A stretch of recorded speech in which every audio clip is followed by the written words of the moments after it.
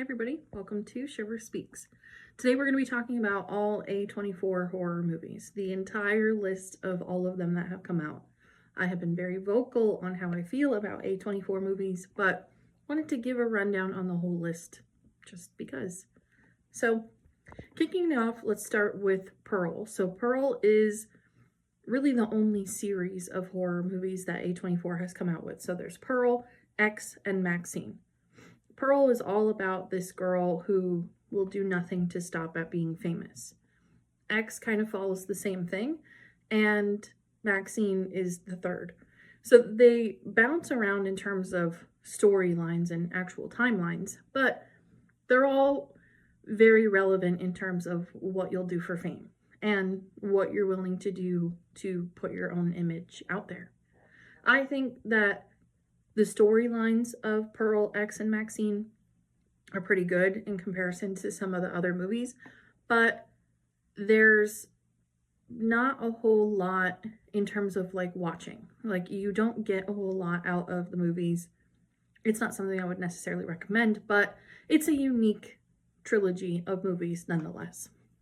So next on the list is It Comes at Night. I have not seen this one, but it is very comparable to Speak No Evil in terms of more of the gothicness, the twistedness, the twisting tales, things like that.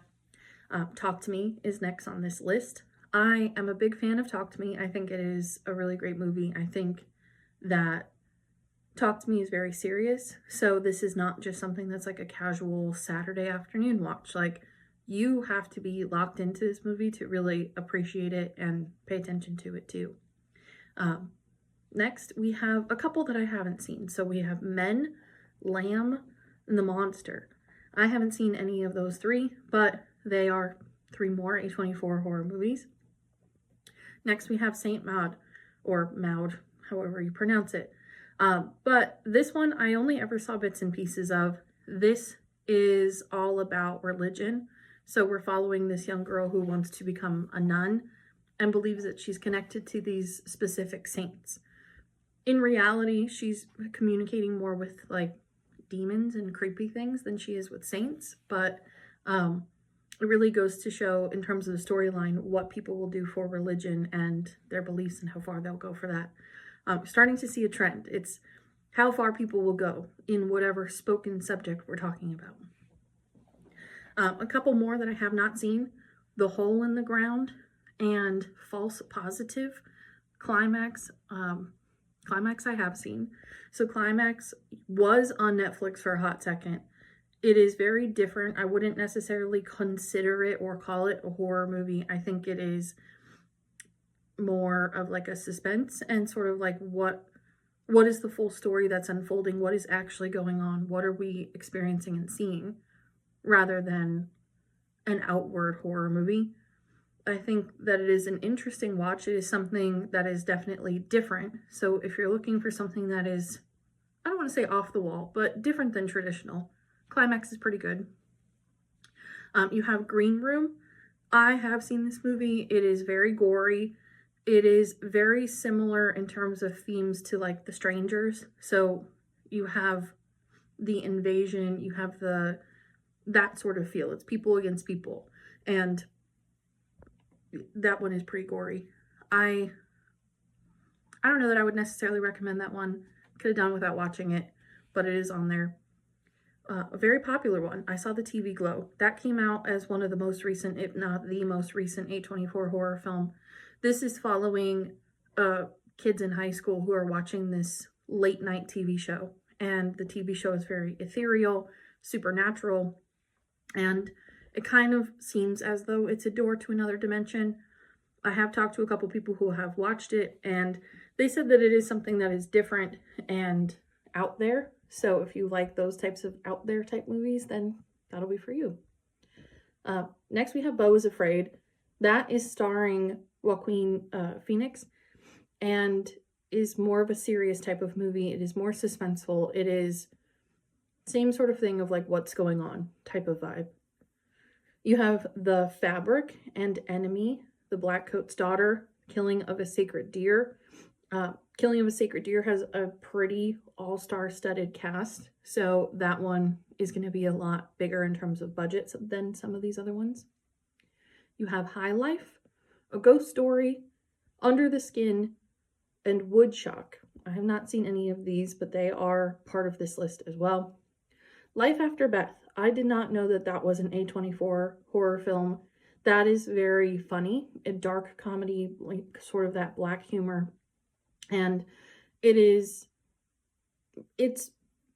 funny. It's just a funny take on a zombie type of movie it's kind of like Warm Bodies with more action and gore.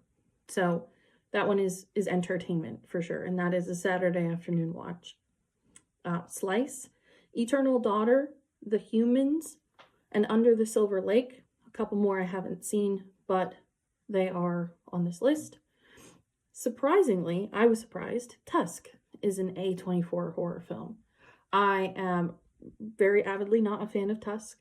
I think that any type of body mod horror movie like Human Centipede and Tusk and others in this genre are doing too much, but a lot of people like it. It is unique. It is something different. It is way out there in terms of gory creativity. So if that's your thing, Tusk is definitely for you. And it does star Justin Long, so it does have that going for it. Next you have The Lighthouse. This is Robert Pattinson, another very famous person. And the whole movie is in black and white. It is very, very, very slow.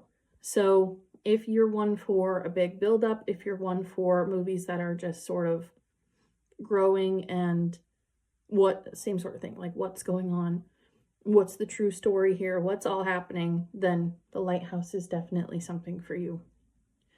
Next we have The Witch.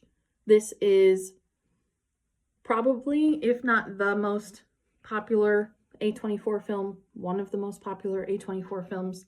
It is starring, I always forget her name, but she's in The Menu, she's in a lot of things, The Queen's Gambit, that actress. She's the main character of The Witch, and so she's accused of being a witch, and spoiler alert, she is a witch. And so it's kind of following this old-timey town and how they deal with the witches and who's accused and how the family relationships all tie into that. So there's a better storyline with that one, but it is still very ethereal in A24 fashion. Takes it and makes it interesting. Next you have Bodies, Bodies, Bodies. Avidly not a fan. That is the only movie that I ever really thought about walking out in the movie theater of. I think that Bodies, Bodies, Bodies is meant to be a murder mystery for Gen Z, and I don't like it. I'm not a fan, but it's all rooted in reality. So that I can appreciate from the movie, that it is real, and it is like, there's nothing that's supernatural. There's nobody in the house. There's nothing like that. It's just dumb kids and what happens. So, and the final two, they are Hereditary and Midsommar. These are definitely the most popular A24 films that are out there. Midsommar, one of the only horror films that is truly shot mostly in the daylight. So that has that going for it. Not a fan of it. And Hereditary, also not a fan, but I do think it is better than some of the other ones on this list. I think that Hereditary is actually scary. You have a kind of convoluted family plot line, but other than that, it is a scary movie.